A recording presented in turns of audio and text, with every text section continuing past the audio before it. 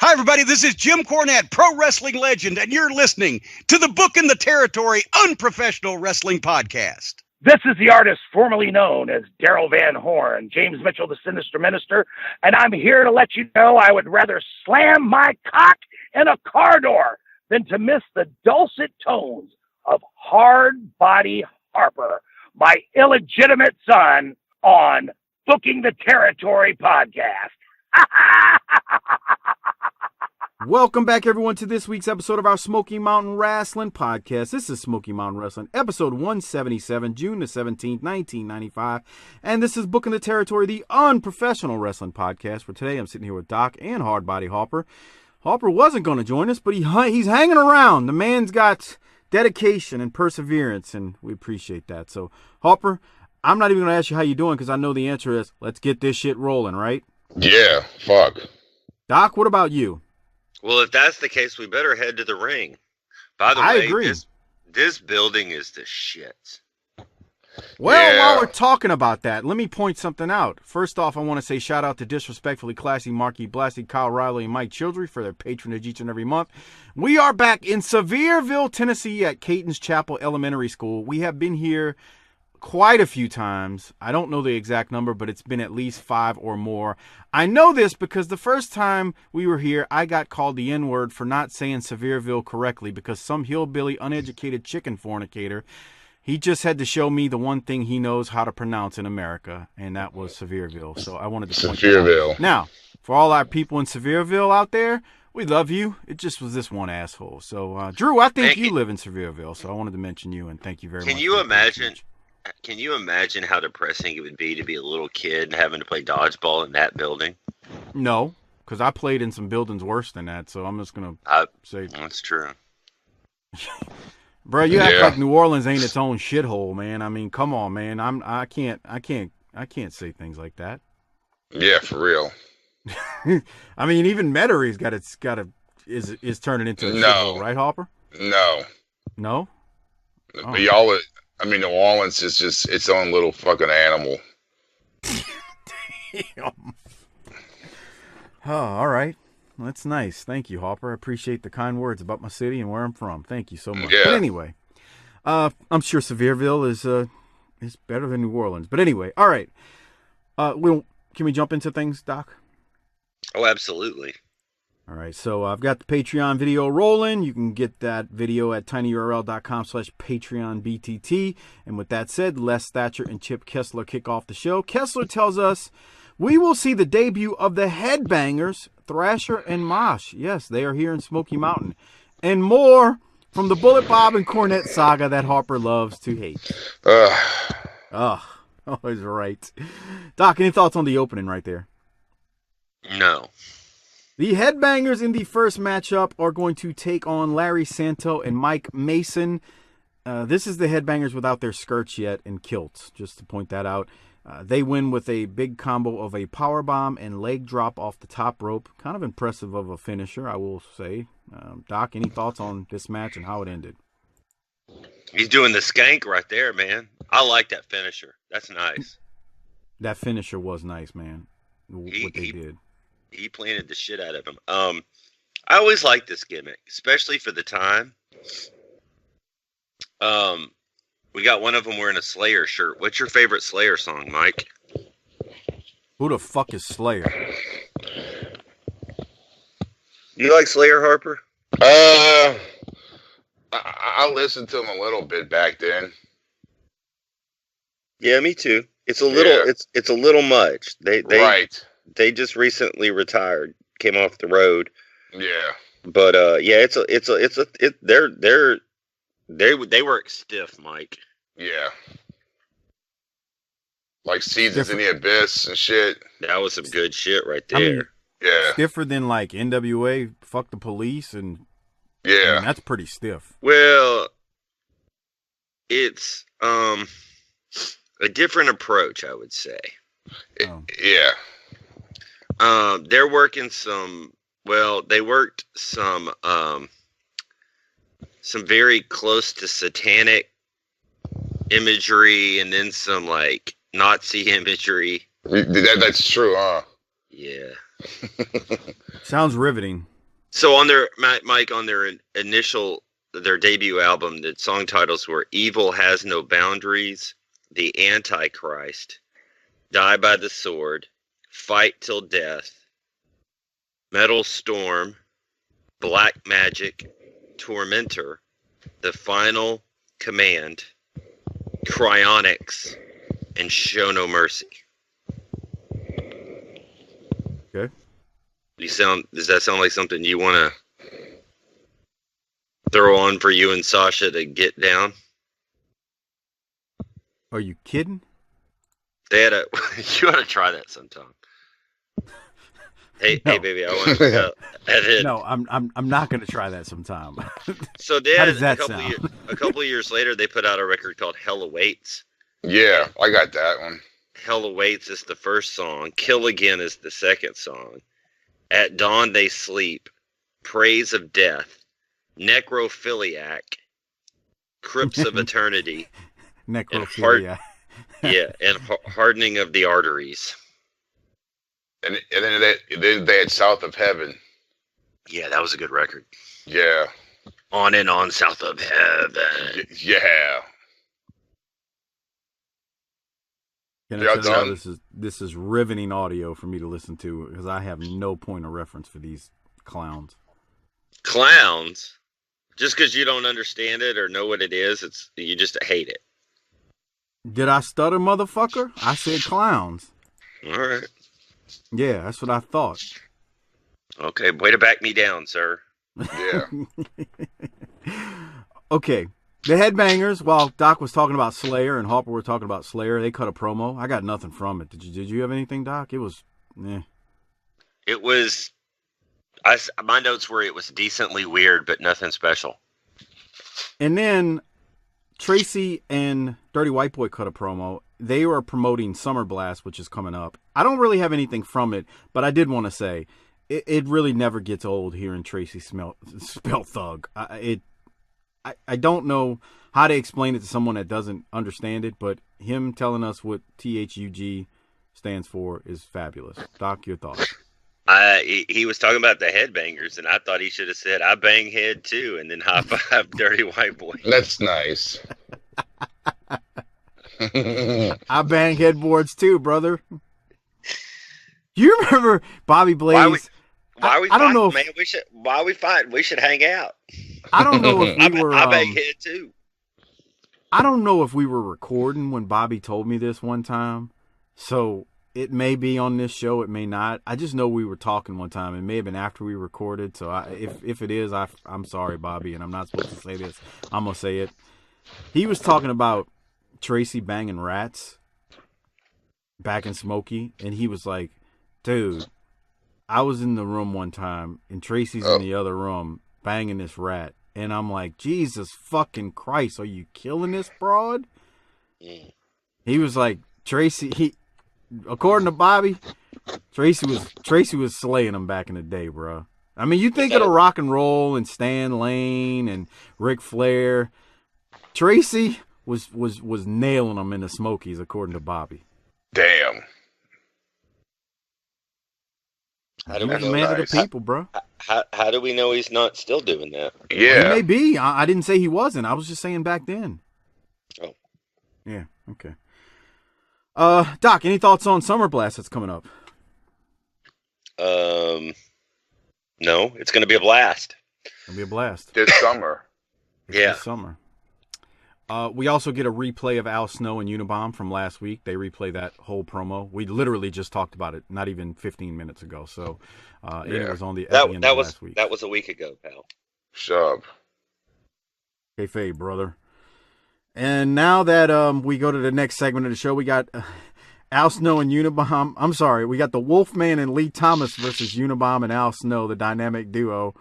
Snow and Unabomb win, but every time I see the Wolfman, all I can think of is Snake Oil, Salesman, and Power Maker 2. I tell you, he looks great, doesn't he? Who does? I mean, a Wolfman. It looks like he's gained about 43 pounds of muscle. The non-patrons have no clue what you're talking about.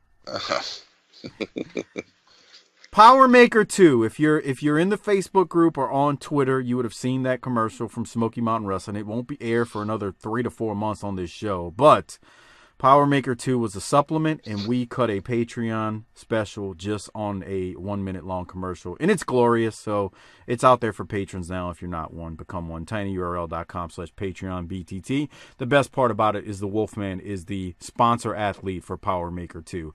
The Wolfman should not be the sponsor person for anything other than maybe beard oil in 2019 or 20. I was gonna say if you're trying to sell a bag of shitty weed with a bunch of stems and That's nice. stems and seeds in it. He's on the apron howling right now. He's like, Here's a bag of stink weed that will make you feel like shit, and it's got stems in it. he's like, bro, grind that shit. Grind it. Just grind it down, brother. It'll be all right. Yeah. Oh, the Wolfman. Is there anybody that signals the last year of Smoky Mountain more than the Wolfman? No. Yes, he appears next week. Okay. Yeah, Well, and you know I ain't kidding. All right. Settle down. Promos will be cut. All right. Settle down. Wars will be started. Okay. Come on, Wolfman, get up. All right. The Wolfman, okay, like I said, Unabomb and Snow win. Can you give me 1445? Sure. We're almost there, actually. 1444. Here we go. That was interesting. Damn. What, the elbow drop off the second rope?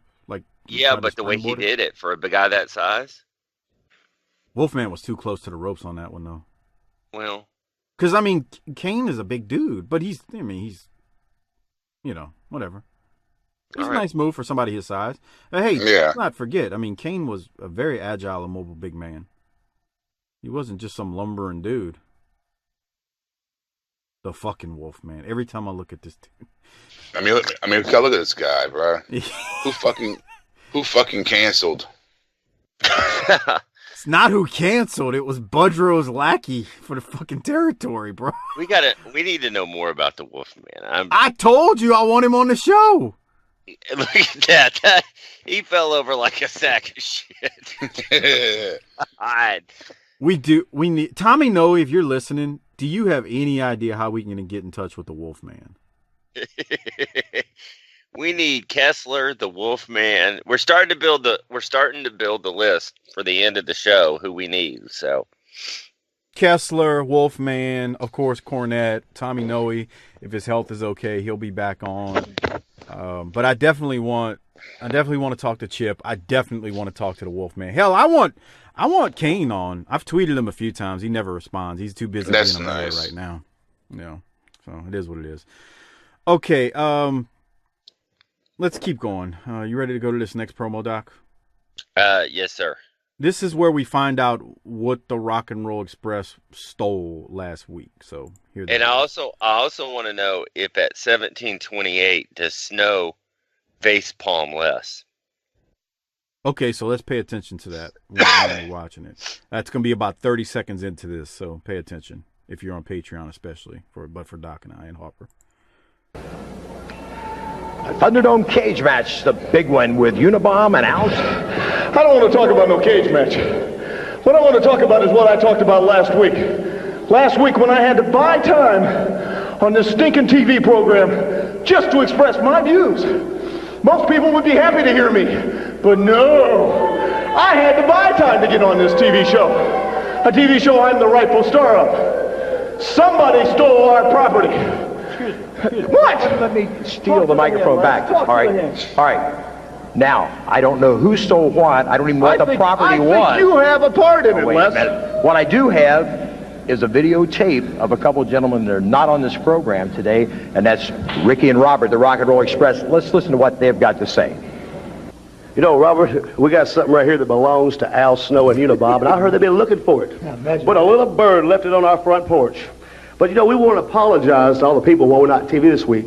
But we will be there next week because we got something here I think everybody wants to hear. You see, we've been right all along. Yeah. And now we're going to prove to all these people that we were.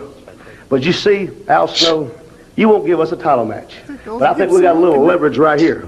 So coming up, if you want this back, you're going to have to give us a title match. We'll see you here next week. Well, there you have it. I see now. I knew it. See, you can't beat us. So now you resort to common thievery. Criminals that you are. You've shown your true colors. You see, the lack of talent you've had is now coming out because, as all thieves do, when they can't earn something, they steal something. That's fine. I don't care what you have, what you think you have, because as I know, you guys are too stupid to figure out how to run that thing you've got. But you are still not getting a title match. I don't care what you have. You're still not getting it. But what you're going to get is a beating of your lives in that Thunderdome cage match, because Smoky Mountain has been dumb enough to make it legal for us to do 2-on-1 on you. What do you think's going to happen, Ricky? Or maybe Robert? When we climb that pole, which one of us climbs that pole and gets that key and cuts the other one loose? And then it's going to be legally 2-on-1 in a cage. Not like before where we had to sneak around to do it. This time, we're going to be able to do it out in the open, and we're going to end the Rock and Roll Express. And I want my property back in one way or another. I guarantee you, I'm sure as hell going to get it. Take this microphone and do your job! Well, thank you very much. So you've heard it from Unabomb and Al Snow. They take it on the Rock and Roll Express, a big Thunderdome match. The keys for the handcuffs at the top of a 15-foot pole. But right now, we're going to take a break and go to this Super Bowl update. Okay. I got to go back. I want to ask Hopper one thing before he cuts this promo. Look at Gibson. Jesus, he looks old. He looks very old. Look at him. Look, fuck. I can't tell if he's got sweatpants on, but it looks like sweatpants with the white Smoky Mountain Wrestling shirt tucked into it, and he's got the fanny pack on. And a ponytail. And a ponytail. And his right eye is looking at the camera, but his left eye... Come on! Why? The ponytail really brings out the fact that he's starting really thin on top, too. He looks like the guy from The Simpsons that fucking owns a comic book shop. Come on. We're dirty. Okay, Doc, first off, what do you have from this promo? Gibson looks old. Those are awesome T-shirts that the Rock and Roll has. Mm. Snow was really disrespectful to Les. Yes. And when they came back from the Rock and Roll, he made fun of Gibson's talking again. So he's being foul. I like it. Dude, he's dirty. Yeah. He's doing shit you couldn't do today. That's always a good sign. He don't give a shit. Who does? Harper, you want to add anything else to this? Because Snow don't care. Yes, no, don't give a fuck. He's working stiff, bro. Making fun of Gibson's fucking mama and shit. Yeah, man, that's some foul stuff. And you're right. Snow is being very disrespectful to Les. Very disrespectful. But it's not as bad as when fucking, what's his name, Bedlam would get rough with Bob. That was scary. Dude, that's why Bob left. He's going, huh? Oh, Bedlam? Yeah, he's been going, huh? Yeah, he's history.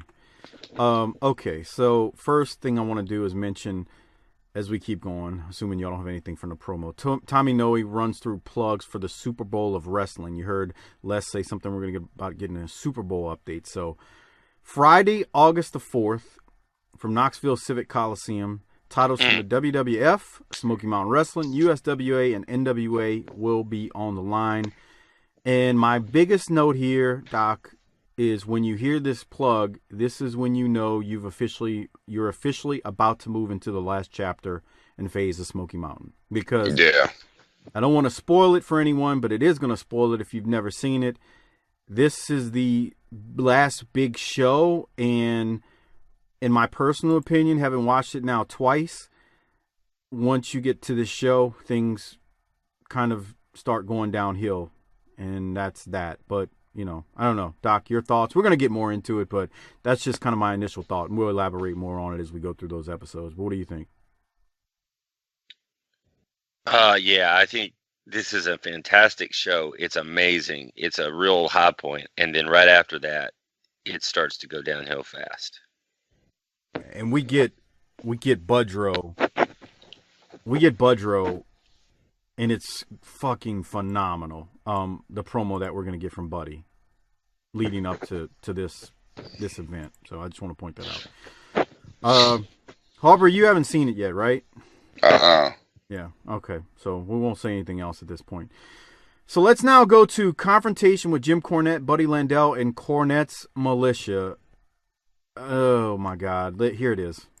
Today we have Nature Boy Buddy Landel, the Punisher, and Jim Cornette with his militia. The general of the militia, and first of all, Les Thatcher, when you address me, you will do it as follows. Sir, yes, sir. Do you understand me? Jim Cornette, I can't hear you. I'm a member of your militia. Well, there's I don't have to salute you. These guys can do that. There's a good reason you're not a member of the militia, Les Thatcher, because you're just like all the people out there in TV land. You're fat, you're sloppy, you're lazy, and you don't have the discipline to be a member of Cornette's militia. But we are going to march, and we're going to march hard, and we're going to march heavy, and we are going to overthrow the order of Smoky Mountain Wrestling. Like I said, there is a germ of an idea in this militia thing that a man of my intelligence can take straight to the top. In other words, I'm going to grab this puppy and run with it. And I have made Nature Boy Buddy Landel my commander-in-chief. He is the #1 lieutenant, the Punisher, the backbone of the Special Forces, and I'm going to be adding people right and left. But first of all, I want to talk about Bob Armstrong, of course, who can't get back in the ring against us. Not me or any of my men, Bullet, sorry. But he has come up with somebody he calls Armstrong's Avenger. And at Summer Blast, Nature Boy Buddy Landel has been thrust into Smoky Mountain title matches with Armstrong's Avenger. Now, who, Les Thatcher, is Armstrong's Avenger? I don't know, but knowing Bob Armstrong, I would say he's a very capable wrestler. But, Buddy, who do you think it is? It's probably one of them whining drunks from the local crawl and fall that he hangs out with. Either that, or it's somebody that he was in the stockade with when he got busted in the Marine Corps. But the Nature Boy Buddy Landel ain't worried about it, Bob Armstrong. So, Avenger, if you see something you want, come and get it, son. I got plenty to get. Like I said, the Nature Boy, the Punisher, this man is dropping people faster than Simpson jurors. Do you realize that? He's going nuts. But I've got a special treat for everybody here and everybody out there on television. I have added another member to Cornette's militia. That's right, I'm not a general for nothing, brother. I've added another member. He is a man who, without doubt, has been one of the greatest talents in the history of professional wrestling. I went all the way up to the top of Freebird Mountain, and I talked to the old man, and he told me the door to knock on, and I went down, and I saw the man. Terry Bam Bam Gordy has joined Cornette's militia. Terry Gordy, one of the fabulous Freebirds, now a member of Jim Cornette's militia. Hey, I just got one thing to say. Terry Gordy is back, and I'm back to stay. And if anybody wants to try me, you just step right up in this ring and come on, bring it on, boys. Let me just say this. Terry Gordy is back. The Nature Boy is the champion. The Punisher is by my side, and Jim Cornette is the general of the militia. There's not a man alive that can stop him. There's not a man alive that can beat him, and there's not a man alive, even Armstrong's Avenger, whoever it may be, that can take this man's title. The militia is going to march. We are on top of the world. And there you have it on Confrontation today. Jim's Cornette militia continues to grow, and that has been Confrontation. Corny and the fatigues. Doc, your thoughts? I wonder if he had to wear that because his suits weren't fitting anymore. Oh, that's a good point, huh? I don't know. He talks about how he's got a bunch of different suits, but I don't know if that's why. I think that just was his thing. You know, he tried the picket line or whatever it was that time. Now he's going with the militia thing. I love this. I'm pointing something out. The reason I went back to this timestamp. Look at that hat with those stars. Man, those stars are pathetic. Like, I don't know what third graders painted that bullshit on there, but he's a 4-star general. He's a 4-star general, which is great. It's a great heel move because the stars are pathetic on that helmet. But anyway, I just wanted to point that out. So I don't think that's why he wore the fatigues. I think it's just something that he wanted to do in the gimmick with the whole militia and all that stuff. So I don't know. But Gordy, you can see the weight. You can see the weight. With the fatigues, you really can. Gordy looks good for a guy that had a stroke. Right. Gordy looks real good. Yeah. And he in his promo too, Hopper, he's not like he doesn't sound like he had a stroke. You know what I mean? Yeah. Imagine the trouble that Buddy and Gordy could get in together. Oh my God. Oh Lord. A lot. Did you hear a recent? I don't remember what episode of Arn it was. It may have been I don't even know. It was like it was like this week's. Arn tried to describe what happened with Buddy. Yeah. And Conrad's like, wow, we've never heard that one before. I'm like, dude, he told the whole story on Colt Cabana's show. And I understand Conrad just hadn't heard it, so I'm not trying to pick on him. I'm like, no, he's actually told the entire story about when he got the phone call in the room and Black Bart answered first and he tell him, fuck it, I ain't coming. So, and then he just said, fuck him and feed him fish heads, and how he had fuck you money. Like, that's, I know Conrad doesn't know the story. My point is, like, Arn told it, but Arn obviously hasn't heard Buddy's side of it either. And Buddy doesn't shy away from the fact that he told him, fuck you, I'm not coming to TV. Like he said, he filled his nose up with Peruvian on the way to Atlanta that night, and him and Black Bart got shit-faced in the hotel room, and Bart's like, Buddy ain't coming to the show. Well, he ain't coming to the taping. I just thought that was interesting. Harper, you said you heard it? Yeah, that's what he said. Yeah. So anyway, Doc, have you heard it yet? No. Yeah. Anyway, all right. Any other thoughts on Cornette's militia with Buddy right there and Terry Gordy being announced? I wonder who's next. When you see the fucking army get up, it's at the end. You do. You really know it's at the end next week when that asshole comes in to join the militia. But what? What? Who is it? Fuck him. Oh, him. Yeah, that asshole. Snorter. D'Lo Brown takes on Boo Bradley next. Kessler and Les talk about Gordy being here and how Gordy is so bad he's been thrown out of other feds. Les makes a joke about I don't even know what I got in my notes here. Fuck it. Bradley wins with a splash on D'Lo Brown. And Boo wins. Boo pins D'Lo and asks D'Lo if he was okay after. Again, I'll say it again. I cannot believe Boo Bradley is still here. I did not recall it like that. Doc, do you have any thoughts on this match? I didn't think Boo was here either, and this match was decent. Yeah, it's fine. Harper, we'll keep going. Yeah. Look, he's got hair. Who's got hair? Boo. I mean, Boo. He looks different. He's just got that ponytail up. That's the only thing? I think that's what it is. All right. To me, you see that little poof up in the back, but whatever. Yeah. It is what it is. We go then to Randy Hales, the VP of USWA, and Randy goes off on Les, and I got something to say about Randy Hales after this promo, so let's play it. Here it is. Thanks, Chip. And we are on the set here with Vice President of the USWA, Mr. Randy Hales.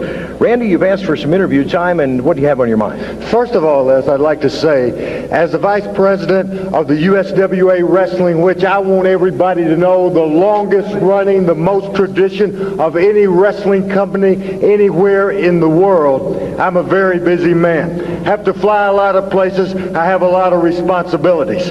But I had to take the time, I just had to take the time out of my busy schedule to come because when I was in Knoxville a few weeks ago, it was absolutely the most bogus wrestling promotion I've ever seen in my life. The people of Knoxville, Tennessee, and all over the Smoky Mountain Wrestling is bogus, and I wanted to come here today to this television taping to see how this Smoky Mountain Wrestling is operated. Absolutely. Compared to USWA Wrestling, it's absolutely unbelievable. The camera people are a bunch of idiots. No disrespect to you, but absolutely you're horrible. I'm used to being around Lance Russell. Do you know who Lance Russell is? Yes, I've worked with Lance Russell. Yeah, he told me about that. He told me you were horrible. But the thing I'm real upset about, Les Thatcher, is Mark Curtis. He is coming around telling people that I told him a lie.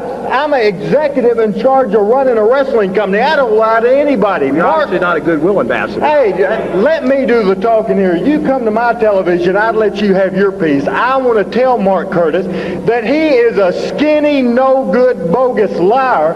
He's a scum of the earth. He's absolute no athlete at all. He has no business at all. No business at all being in professional wrestling. He doesn't know the rules. He absolutely has no clue about the rules. He's a qualified referee. A qualified referee. He's never read the rule book in his life. Mark Curtis never wears a referee shirt. What does he wear? What does he wear? Here comes a jerk right here, Mark Curtis. What are you doing coming out here? Look at you, skinny. Look at Mark Curtis. This is your referee. My referee is Frank Morrell. He weighs 280 pounds, Mark Curtis. He can take care of anybody. He's a legend. You're a little, no-good wimp, and everybody knows it. You've said enough? Have you said enough? I'll tell you what, Bones. I may be 5'7", 150 pounds, but you're 6'6", 150, same weight as me, except I can break your bones a lot easier. You're saying I'm a liar? You're the liar. The people saw it on TV. The people in front of the camera saw it. I don't want to everybody out here, Les. I don't want to. Let's go. Come on, Hales. Come on. Jesus.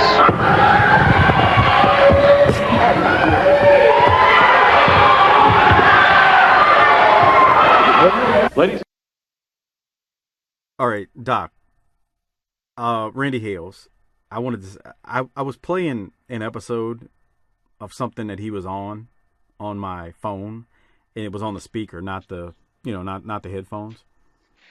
And my wife walks in and she's getting something out the room, and so she hears probably about a minute or two of Randy talking, and she legitimately asked me, "Is something wrong with him? Like, does he have a?" And I'm not trying to be funny. I'm just stating the fact. She's like, "Does he have like, is he like special? Is there's some type of handicap, some type of disability?" I'm like, "Not that I know of." Damn. So that was one thing I wanted to say. But the other thing is, I've heard there's a fan out there who listens to us and he's like, "Randy Hales is terrible," and blah blah blah blah blah. I'm like, dude, he makes me want to punch his face through his skull as a heel right here. But anyway, I don't know. What were your thoughts? It's funny that you say that because I said Hale sounds like he struggles to get words out. Is something wrong with him? Exact note I had. That's nice. Well, he Maybe doesn't sound any different now either. He doesn't sound any different now either. If you hear him today. What do you call him? Like Superhuman, the dude who jumps off of stuff. Oh, him, yeah, that guy. But I can't decide if I want to punch him or change the channel. I want to, as a heel personality, I want to take my fist, ball it up, and punch it through the back of his skull. I want to hear him talk. Heel. What'd you say, Harper? I want to hear him talk. He goes off on Les, and that's the first thing that pushed my buttons. I was like, dude, that's Les Thatcher. Come on, bro, that's foul. But he's got the high ground because he's got Lance Russell. Well, yeah, but I thought this was actually good. Randy comes off as just a nitwit heel that I just want to see have his face smashed in. But it's just me. All right. Any other thoughts? He throws some shitty punches too. Oh my God, that's what Harper reacted to. What did you say, Harper? Yeah, fucking shitty ass strikes. They weren't good at all. No. He looked like a spaz trying to fight, didn't he? Yeah. All right, so after Randy Hales does all that and Mark Curtis comes out, Mark Curtis chases him off. Buddy Landel is going to take on Steve Armstrong. They make fun, they being the commentary team of Les and Chip, make fun of Corny's stars on his helmet not matching what's on his sleeve, which I thought is good because it points out the absurdity that Cornette is a general or whatever he's supposed to be in this militia. Lee Thomas, who we saw earlier, is actually the referee. They say they don't know where Mark Curtis is, so that's why Lee Thomas is going to be the referee. Kessler and Thatcher also keep making fun of Corny's outfit. It's just weird watching this match because Lee Thomas has gear on, so when you watch this match, you're just waiting for him to become involved in it and not be the ref, which goes to show you how important it is for a referee to actually have a uniform on and not some other, jeans and other bullshit looking like he's just a outlaw mud show idiot. You know what I mean, Hopper? Yes. So I'm not saying untucked. Shirt untucked or just looking like a slob. And I'm not saying Lee Thomas looks like a slob. I'm trying to draw home the point that he really needed a uniform because he looks like he's part of the match when he's actually the ref. The finish is Steve Armstrong hits Budrow with a splash off the top, but Corny distracts the ref. Then the Punisher hits Armstrong in the back of the head. The ref turns around, Lee Thomas that is, and at that point Budrow is covering Armstrong for the pin, and Budrow retains the Smoky Mountain title. Doc, what thoughts did you have on this match, if any? I hated it because of the referee thing. It was distracting. I kept waiting for him to get involved. They should have. I don't. What? No, I was just saying, me too. Like, it's very distracting because you see this guy and he's got bright yellow tights on. I like it better when they're in uniform, but he should have at least been wearing like civvies, like jeans and a shirt or something, man. It was. I was like, what the shit. Dude, the whole time you're waiting for him to get involved. He looks like a participant. Yep. And it doesn't help that he's got fluorescent yellow tights on, right? No. All right. So, he's drawing attention away from everything. He's drawing complete attention away from everything. So anyway, like we said, Budrow ends up defeating Steve with shenanigans. Nothing was clean, and that was that. So we will keep going. We got one more thing to play from this. It is a promo. So let's go to that right now. Friend, Commissioner of Smoky Mountain Wrestling and head of the Armstrong clan, Bullet Bob. And Bob, welcome. You've got a lot going on. And, of course, once again, Jim Cornette has come out from under that rock, and he's sent somebody to get your back. He's not like most people. He don't walk and talk. He slithers and he hisses. Well, the hiss stops here because Steve Armstrong has fought his heart out for me. I raised that boy, and I know he'd never quit. But when I look at the numbers that Jimmy Cornette is acquiring in his legions and his militia, and he's the general. He's a general screw-up's what he is.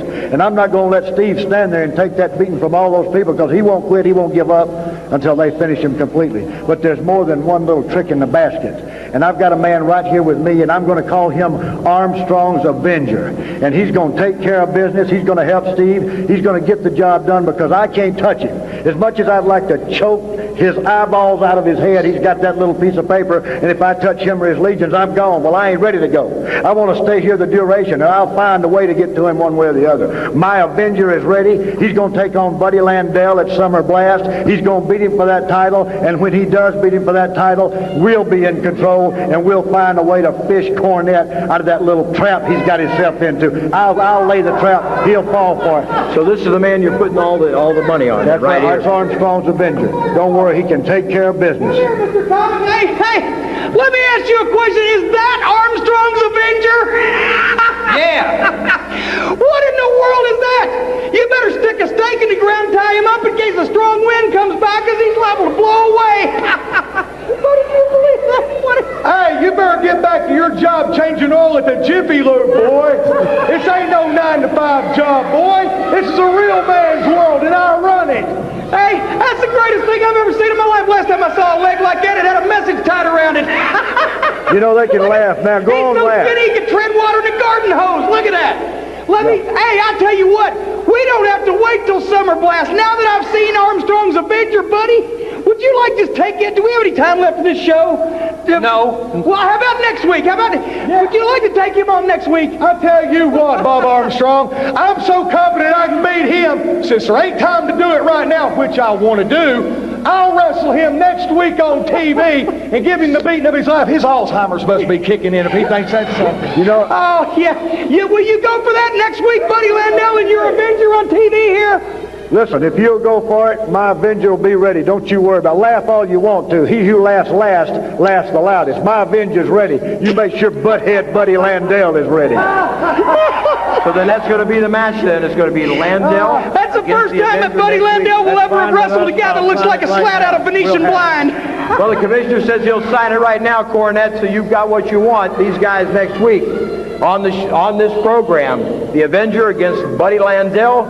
And Bob, you think this man is going to do the job for you? Don't worry about a thing. You know, I may be dumb, but I'm not really stupid. So I got my Avenger, and I know he can do business. Or would I have him here, Les? Bob, not a chance. Not a chance. I believe in you. We're about out of time, but next week, right here on this program, Nature Boy Buddy Landel. All right. Doc, your thoughts on this promo? That Avenger looks kind of skinny, dude. Yeah. Who is that kid? Stay tuned next week. We're going to find out just who that is. Well, the big surprise. How's he going to beat Buddy when he's so tiny? Stay tuned, brother. What else you got, Doc? That's about it. I mean, I want to see who it is, and next week's going to be fun. This guy is so skinny he could tread water in a hose pipe. He's so skinny he looks like I thought they were going to stick him to the ground so he doesn't blow away. That's nice. Cornette said last time I saw a leg like that, it had a message tied around it. Come on. That's nice. All right. And that's how they go off air. So next week, we've got a couple of things. One, there's going to be a new member of Cornette's militia. And two, we will find out who this Avenger person is. Stay tuned. It's very riveting. I'll say it at that. All right, we got to do disability checks. Before we do it, I want to remind everyone, please use our Amazon referral link at tinyurl.com/bttamazon. Great way to support this show without spending anything extra. So please use that link. Every time you shop on Amazon, give that link to the wives, girlfriends, hoes, and side pieces in your life and tell them to use it every time they use Amazon. Again, it's tinyurl.com/bttamazon. Disability checks. Doc, how many are you going to give it? Well, I really did like this one a lot better than last week's because we're back into new content. And we got to see Gordy come out. Got to see the Headbangers come out. And there were some good segments. So I'm going to give this one a 7.8. Yeah. You agree, Hopper? Yeah. I'll give it an 8. All right. See? New content. Yeah. There you go. All right, we need to give out the Government Cheese Award. Before we do so, remember, become a patron at tinyurl.com/PatreonBTT.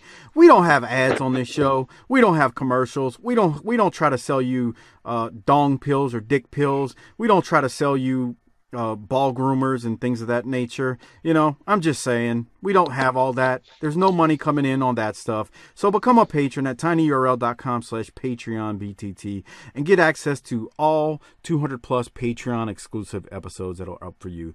The video versions of these shows are posted, plus all of our other audio, the Clash of Champions, the Jim Crockett Promotions pay-per-views, WCW pay-per-views, all that good stuff are up on our Patreon feed at tinyurl.com/PatreonBTT. If you didn't get what you wanted for Christmas, please ask your loved ones to buy you a subscription if they haven't already done so at tinyurl.com/PatreonBTT. The Government Cheese Award. I didn't write it down, but I'm going to go with Corny because he's got this ridiculous outfit on he's now a general. So I'm going to go with Cornette, saying he's a 4-star general. Doc, who are you giving yours to? Man, I'm going to give it to the Headbangers for a debut. Okay. Hopper, you? I was going to give it to Gordy for fucking debuting. All right, we got Gordy here. Good. But the only reason I didn't give it to Gordy is he's coming back where we haven't seen the Headbangers. That's all. Oh. Fair point. All right, one more thing before we get out of here. I want to mention a couple of things. Shout out to the Wrestling Podcast About Nothing with ROH's Brian Malonis and Mike Crockett. They do their show every single Monday. Check them out. They talk classic and current wrestling as well. Again, that's the Wrestling Podcast About Nothing, or WPAN, wherever you get your podcast from. Also, check out Our Vantage Point, the Retro Wrestling Podcast. The northern version of BTT, slightly classier, a little bit more professional, but still fun nonetheless.